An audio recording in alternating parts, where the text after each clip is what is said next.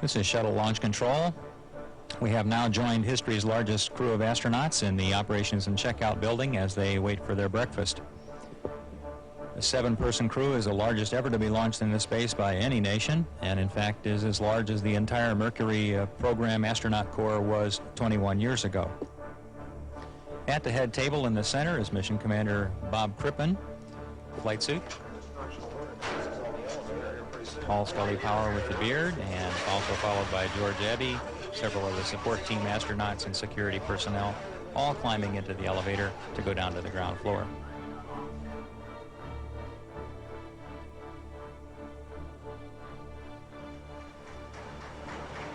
Crew now leaving the operations and checkout building, led by the 2 women on this flight, Kathy Sullivan and Sally Ride.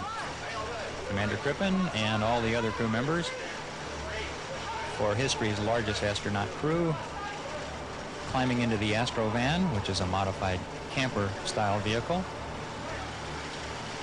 Incidentally, that camper vehicle was purchased by NASA because of the increasing size of shuttle flight crews.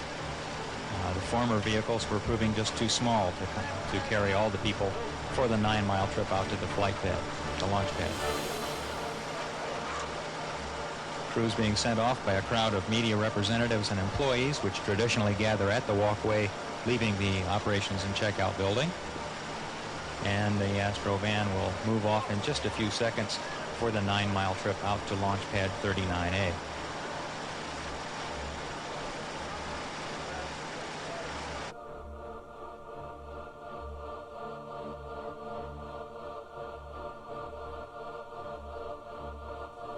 Bob Crippen now donning his helmet. He'd already put on his vest.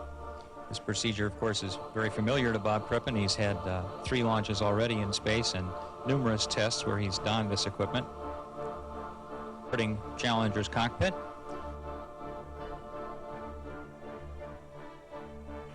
And Dr. Sally Ride is now entering Orbiter Challenger for her 2nd flight into space. The technician wiping down the soles of her shoes to make sure that no excess dirt would be tracked into the orbiter Challenger rather. And NTDMS to the radio check. Yeah, MS2, you're coming in loud and clear. How me? Okay, you're coming in loud and clear too. About to enter Challenger's cockpit now is Canadian Mark Garneau, who is the first Canadian selected to fly in space aboard a space shuttle. Garneau is also a PhD with a specialty in electrical engineering. He's an employee of the Canadian Navy and is along on this mission to perform primarily 10 experiments in 3 different scientific fields for Canada. He's one of 6 Canadian astronauts selected earlier this year for training and eventual flight.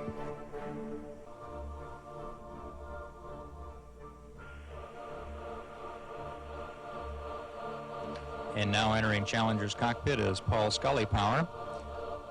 Scully-Power is the most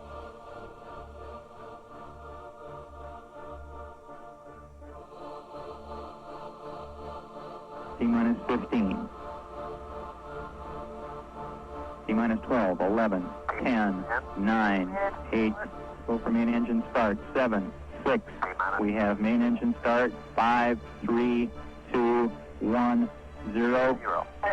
We have SRB ignition, and the history's largest astronaut crew is on its way. Houston controlling now. All main engines running at 100%. Roll program initiated, 120-degree roll maneuver to put the ship on its 57-degree inclination with the crew heads down and wings level. Throttling down to 92%. Main engines running smoothly. Throttling down now to 65%.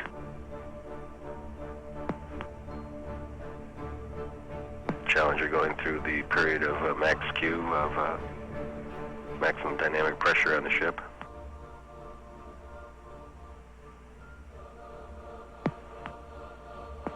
Engine performance still stable.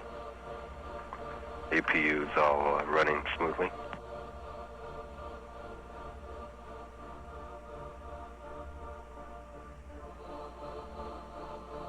Velocity Challenger Houston, go at throttle up. Go throttle up. Not throttle. All main engines back at 100% of thrust. Velocity 2,000, 3,000 feet per second now. Altitude 11 miles, distance downrange 8 miles. Challenger climbing at the rate of 1,800 feet per second. Engine performance still looks good. All engines are running at 100% of rated thrust. APU performance is nominal. Altitude 4,200 feet. Altitude 18 miles, 19 miles. Velocity 4,800 feet per second. Distance downrange 20 nautical miles. DC less than 50. That call precursor to SRB separation, which should come momentarily. And we have SRB set. And nominal Separation. Challenger Houston, first stage performance, nominal. Roger, nominal first stage.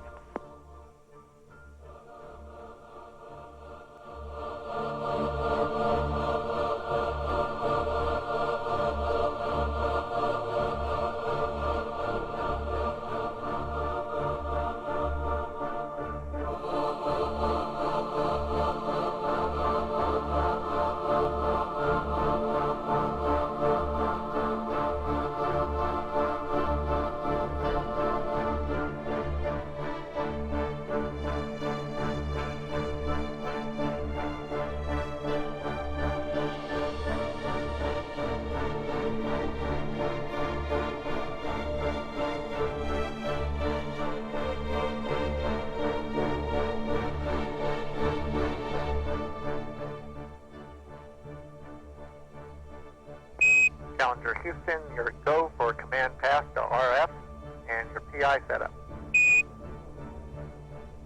Okay, we copy.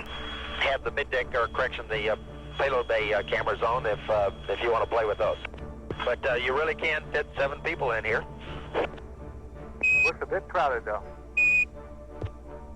Not very much.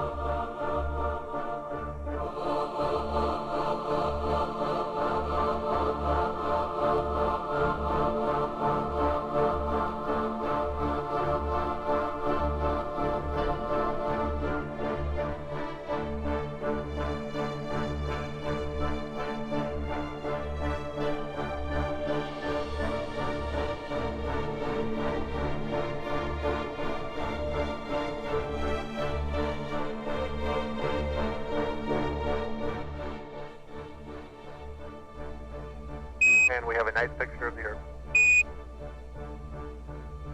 Okay. Okay, we'll put it in work.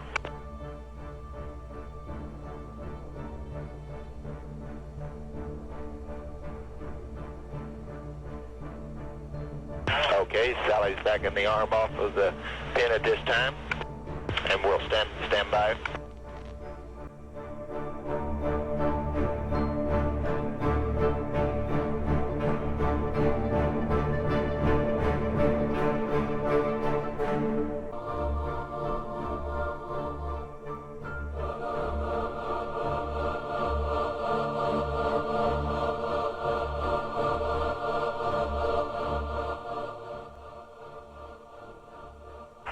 Okay, Ron, the pictures that you're seeing now are the first set of latches.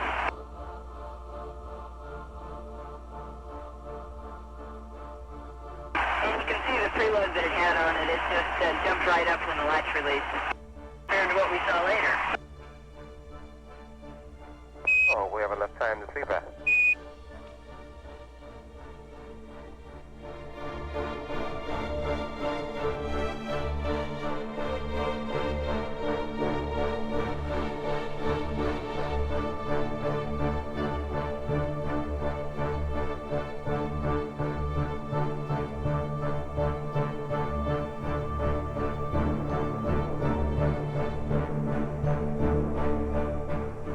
Challenger, Houston, with you through Tidris. How do you read? Okay, we read you loud and clear. How is one? Gas pressure 15.5, water pressure 15. That's it. Okay.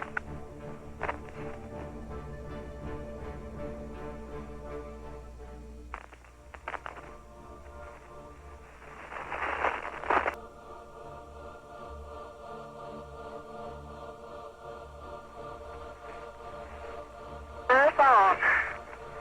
Okay. Pressing on. I suppose you'd like some tools.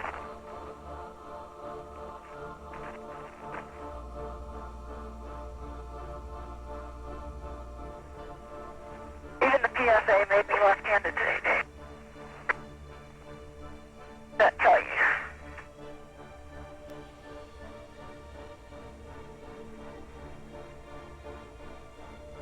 I'll hold you for a while. There's a wrist tender for you if you need another one.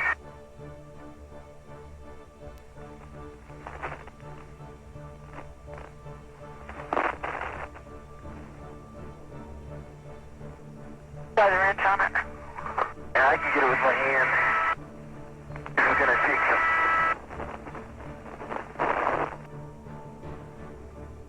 That is great. Okay, and a couple extra just to make sure it comes off.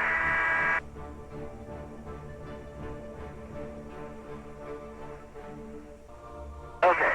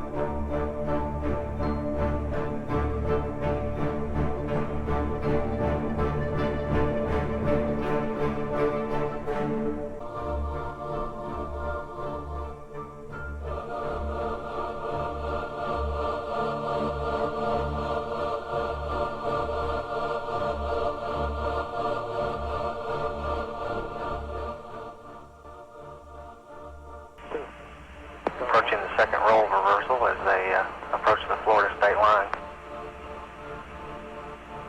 Altitude 133,000 feet, velocity 6,300 feet per second.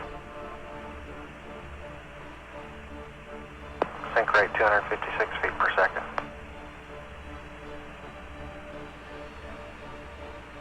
(109 nautical miles from the runway).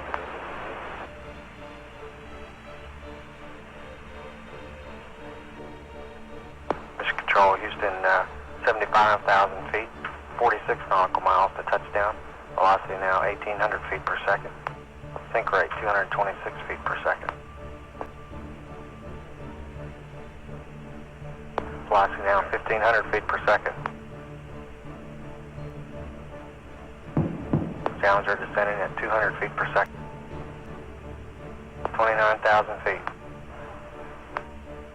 15 nautical miles.